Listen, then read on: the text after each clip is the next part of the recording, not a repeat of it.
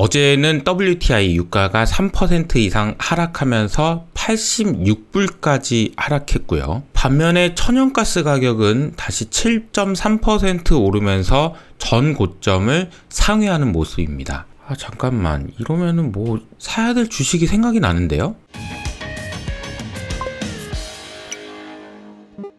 자, 어제 미국 시장은 다우가 0.7% 상승했고요. 나스닥은 소폭 하락, 그리고 S&P 500 소폭 상승으로 마무리했습니다. 다우가 상대적으로 양호한 모습을 보였다. 월마트의 실적이 상당히 의외로 또 잘 나와가지고 월마트, 홈디포와 같은 주식들이 좀 눈에 띄네요. 자, 시작하기에 앞서서 뱅크 오브 아메리카의 설문조사, 이거는 제가 매달 자세하게 보여드리고 있는데요. 그 내용 중에서 개인적으로는 가장 인상적이었던 내용이 이겁니다. 자, 앞으로 높은 인플레이션 전망하십니까? 라는 질문에 대해서 아니요, 인플레이션 낮아질 거예요 라고 생각한 사람들이 88%나 됐다고 해서 2008년 금융위기 때만큼이나 높은 상황이다 라는 거죠.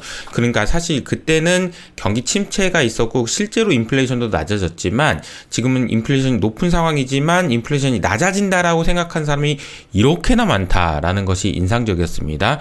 두 가지로 해석할 수 있을 것 같아요. 첫 번째로는 야, 이러다가 인플레이션 안 낮아지면 어떡하나 이런 생각도 할 수 있지만, 한편으로는 하늘색은 금리에 대한 전망이거든요. 그래서 금리가 좀 낮아질 수 있겠구나 라는 생각, 두 가지로 할 수 있는 것 같습니다. 과연 누가 맞을까요? 두 번째로는 이 설문조사 내용을 보면은 지난 한 달 동안에 시장에서 있었던 일들을 이래서 이랬구나 라는 걸 알 수 있어요.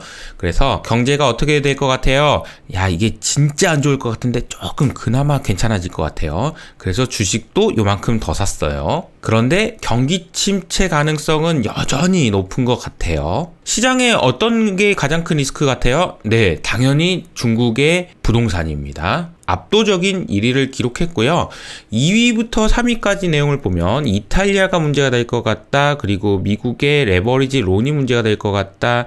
EM의 국가 부채가 될 것 같다. 등등 여러 가지 많이 있지만 일단 중국 부동산부터 문제가 될 거다. 이 얘기가 상당히 중요한 의미를 갖는 거는 미국의 부채 문제까지 오기 전에 중국에서 끝나 이런 얘기가 되기 때문이죠. 연준의 방향성에 영향을 줄 이벤트는 이 내용 중에서도 7월에 비해서 바뀐 부분은 미국 주식이 S&P 500이 3,500 이하로 내려가면 연준이 또 나올 거야 라고 이야기했던 부분도 특징인 것 같습니다.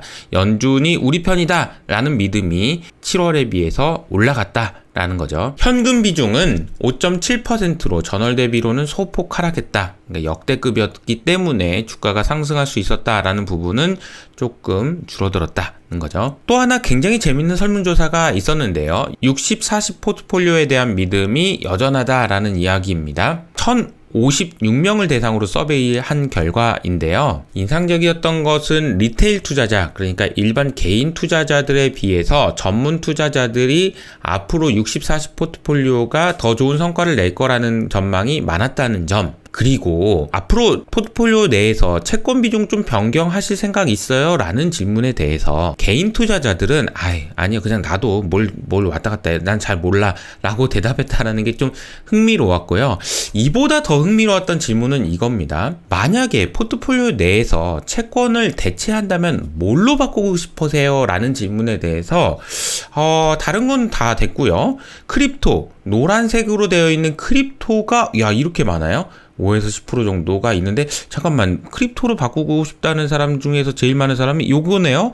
가니까 뭐야, 리스크 관리하는 사람들이 크립토 비중을 늘리겠다라는 이야기를 많이 했다라는 것은 상당히 인상적이네요. 아마도 크립토 자산이 낮은 상관관계를 갖고 있기 때문에 이런 결과가 나온 게 아닌가 생각이 듭니다. 월마트 실적이 나왔는데요. 미리 낮춰놓은 가이던스에 비해서는 상회하면서 주가도 어제 큰 폭으로 상승했습니다. 이게 보면은 가이던스 낮추고 그보다는 잘하는 모습, 이게 보니까 기대치 관리를 참 잘하는 것 같고, 주식시장의 움직임도 참, 우리나라도 이런 모습이었으면 좋겠어요. 실적이 잘 나오면 주가가 오르고 실적이 못 나오면 주가가 빠져야 되는데, 어제도 우리나라 시장에서는 이슈가 좀 됐었죠. 정말 좋은 실적이 나왔는데 전부 팔아버리는, 이게 뭡니까? 자, 애플에서는 주 3회 사무실 출근을 해라, 이런 얘기가 나오고 있습니다. 원래는 지난번에 한번 시도했다가 직원들의 반대 때문에 무산된 걸로 알고 있는데, 사실 구글이나 메타 같은 경우에도 일주일에 2, 3일 정도는 출근하고 있고, 테슬라는 지난번에 소개해드렸던 것처럼 5일 무조건 다 출근해라고 얘기하는 상황이거든요. 그래서 애플도 주 3회는 사무실 출근하라는 그런 정책을 다시 추진하고 있다라는 소식입니다. 애플 주가는 이게 지금 45도 각도로 계속 올라가면서 거의 사상 최고치 수준에 근접한 상황입니다. 지금 뭔가 경고의 메시지를 날리고 있지만 밈 주식 열풍이 계속되고 있습니다. BBY 주가가 최근 3주간 350% 상승했고, 어제는 또 이게 뭡니까? 여기까지 올라갔다가 지금 20불 정도 수준으로 낮춰졌는데도 30% 상승하는 모습. 약간 좀 위험 신호입니다. 채권 시장은 변화가 없어요. 2년물도 그렇고 10년물도 그렇고 큰 변화가 없습니다. 아니 근데 솔직히 2년물 금리도 6bp 올라가면 많이 올라가긴 한 건데 과거에 비하면 변화가 없는 것처럼 보이죠? 자, 러시아의 채권 거래가 재개된다라는 움직임이 나타나고 있다라는데요. 와, 이거 신기하네요. 그러니까 전쟁 이후에 러시아의 자산은 동결됐었는데 바클레이즈나 제프리 그룹 그리고 뱅크 오브 아메리카 등의 고객들한테 관련된 내용들을 알려주면서 러시아 채권 거래가 재개될 거라는 움직임이 나오고 있다라는 이야기가 나오네요. 잠깐만요. 그리고 미국 재무부도 개인 포지션을 청산하는 것은 제재 위반 사항이 아니다라는 얘기도 했어요. 그래서 러시아 채권 시장이 부분적으로 개방할 거다라는 이야기도 나오고 있습니다. 이게 뭔가 미묘하게 긴장이 해소되는 거 아니야 라는 기대가 생기는 이야기인 것 같아요. 당장 모든 나라는 아니겠지만 중국이나 튀르키예처럼 적대적이지 않은 국가 애들만 먼저 허용하겠다라는 이야기가 나옵니다. 자, 유가가 어제 3% 하락했어요. 그러면서 86불까지 하락했습니다. 그리고 브렌트유도 3% 하락하면서 92불까지 하락했고요. 이 이야기는 중국의 경기도나 이야기도 있었지만 이란산 원유가 시장에 공급된다면 이런 이야기들이 모락모락 나오고 있습니다. 이란 핵 협상과 관련해서 유의미한 진전이 있었다는 이야기가 나오고 있는 상황인데요. 만약에 핵 협상이 타결된다면 수백만 배럴의 이란산 원유가 시장에 공급될 수 있고, 이 가능성 때문에 국제유가가 하락했다 라는 이야기가 나오고 있습니다. 트럼프가 이란 제재를 시작했던 2018년 이후로 이란의 일일 원유 생산량은 급감하는 모습을 보였는데요. 최근에 좀 올라오긴 했지만 250만 배럴 정도씩 생산하고 있고요. 이 생산량이 올라갈 수 있다. 이게 얼마나 올라갈 수 있느냐도 중요하지만 만약에 올라갈 수 있다라는 기대감이 시장의 심리를 누르면서 유가를 낮출 수 있는 요인이 될 수 있는 것 같습니다. 이 협상의 시작은 결과적으로는 유럽에서 시작한 것 같은데요. 아시는 것처럼 지금 유럽은 거의 지금 에너지 없어서 지금 아쉬운 상황이기 때문에 그 미국 형 안 돼? 어떻게? 이런 이야기가 나오면서 이란의 이번에 핵 협상이 될 수도 있다라는 기대가 생기고 있는 것 같습니다. 이건 될지 안 될지는 아무도 몰라요. 7년 동안 된다고 했다가 안 됐습니다. 물론. 반면에 천연가스 가격은 어제 7%나 상승했습니다. 이유는 캘리포니아 지역의 폭염 때문에 전력 수요가 크게 증가했다라는 이야기인데요. 이것도 기후 문제네요. 그러면서 42.8도까지 올라가면서 전력 수요가 늘어나고 있다. 잠깐만요. 그러면 이 얘기는요. 유가는 낮아질 수 있는데 천연가스 가격은 올라갈 수 있다는 얘기거든요. 자, 이게 뭔가 롱숏이 나올 것 같지 않아요? 자, NCC, 그러니까 원유를 가지고 납사를 가지고 화학제품을 만드는 회사와 ECC, 그러니까 가스를 가지고 화학제품을 만드는 회사들이 있는데요. 이 두 회사들 간에 이 회사가 좋아지고 이 회사가 안 좋아지겠다라는 생각은 할 수 있을 것 같습니다. 경기가 안 좋아지면서 다 같이 안 좋아지는 건 어쩔 수 없지만요. 그래서 2015년에도 비슷한 일들이 있었는데요. 찾아보니까 2015년에 제가 썼던 글이 있더라고요. 최근에 외국인들이 화학주를 사랑하는 이유라고 해서 ECC와 NCC가 그때도 유가는 급락하는 모습을 보였는데 천연가스 가격은 그대로여가지고 미국 애들보다 아시아에 있는 NCC 만드는 회사들이 좋다라는 이야기가 나왔습니다.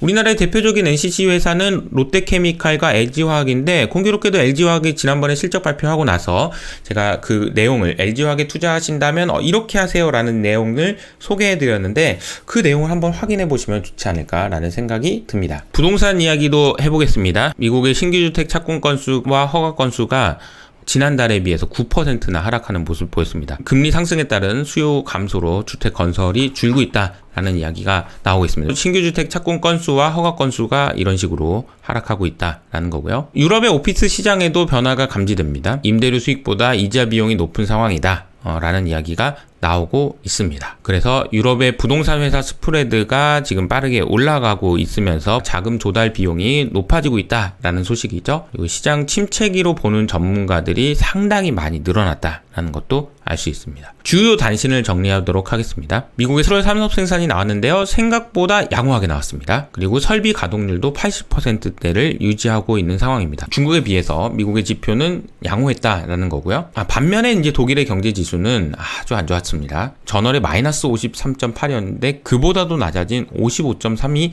나왔습니다. 이보다 더 안 좋아질 수 있을까라는 생각이 들 정도로 지금 상황은 안 좋고, 라인강 수위에 따른 운송 및 공급망 우려 이슈가 굉장히 많이 나오고 있는 상황이죠. 경제 기대 지수는 굉장히 낮은 상황이라는 거고요. 팬데믹 이전 수준으로 출장이 회복되기는 어려울 것 같다. 앞으로 4년 후인 2026년에나 수요 회복이 될 것 같다라는 이야기가 나오고 있습니다. 올해는 2019년, 그러니까 코로나가 있기 전의 수요에 비해서 65% 수준에 그칠 거다라는 이야기가 나오고 있네요. 그 이유는 인플레이션과 경기도나 에너지 가격 등등이 될 것 같습니다. 근데 저도 몰랐는데 팬데믹 이전에는 출장에 대한 수요가 1.4조 달러나 됐었네요. 우리나라 GDP 수준이네요. 반도체와 관련된 코멘트도 나왔는데요. 호황에서 불황으로 가고 있다라는 소식이고요. 인상적이었던 부분은 과거에는 회사 간의 경쟁이었다면 지금은 국가 간의 경쟁이 지금 진행되고 있다라는 이야기도 인상적이었습니다. 스태그플레이션이 지속되다 보니까 차라리 신흥국이 난 거 아니야 라는 이야기도 나오고 있습니다. 내수 수요는 강하고 서방에 대한 의존도가 낮은 국가일수록 투자 매력도가 높다고 하고, 인도에 대한 관심이 그래서 최근에 커지고 있는 상황인 것 같습니다. 인도는 거의 연초 대비로는 한 2% 정도밖에 하락하지 않은 모습입니다. 중국 가계의 우울한 미래 전망이라고 해서 소득 자신감 지수라는 게 있거든요. 소득이 증가할 것 같아요? 아니요. 중국의 수요 감소는 전 세계적으로 성장이 둔화될 수 있다는 것을 의미하기 때문에 좋은 소식은 아니죠. 투자 아이디어를 이야기해봤는데요. 사실 이거는 그냥 간단히 저의 생각일 뿐이지 매수 추천은 아니라는 것을 다시 한번 말씀드리면서요. 오늘도 성공 투자하시길 바라면서 저는 여기서 물러나도록 하겠습니다. 지금까지 이호석 아카데미였습니다. 감사합니다.